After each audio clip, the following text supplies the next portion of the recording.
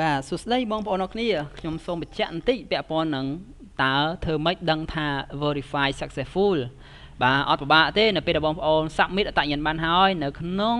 channel បងប្អូននឹង refresh មកបាទ refresh មួយពឹបមកបាត់ហើយអត់បាត់ទៀតអញ្ចឹងគ្រាន់តែចុច dismiss ហ្នឹងតើបាទចុច dismiss មានអីសំខាន់អត់សំខាន់ទេបាទ dismiss បាទ dismiss ទៀតទៅគឺលែងចេញហើយនៅក្នុង email បងប្អូននឹងទទួលបានសារមួយដែលហៅថា Google AdSense Identity Verification Successful គឺមានថា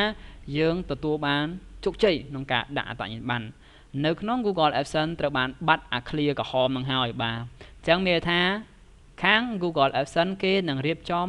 pin code ផ្ញើមកកាន់កម្ពុជាយើងតែម្ដងបាទអញ្ចឹងវីដេអូនេះគឺសូមបញ្ចប់ពាក់ព័ន្ធនឹងការស្នើយក pin code មានតែប៉ុណ្ណឹងអញ្ចឹងនៅពេលដែលបងប្អូនទទួលបានសារ successful គឺមានថាបងប្អូនទទួលបានជោគជ័យក្នុងការស្នើយក pin code អញ្ចឹងរងចាំបន្ទាប់ពីថ្ងៃហ្នឹងទៅគឺវានឹងលោតសារមួយទៀតឲ្យយើងដាក់ identity ដាក់ pin code ដើម្បី verify address ដើម្បីដកលុយ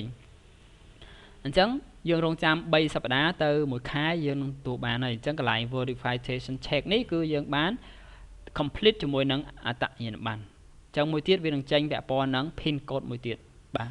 នេះជាការ update ថ្មីរបស់ Google AdSense នៅកន្លែង verify check នេះអញ្ចឹងយើងបានជោគជ័យនៅលើអត្តសញ្ញាណប័ណ្ណអូខេអរគុណសំណាងមែនទែនធ្វើមិនតាន់បាន24ម៉ោងផង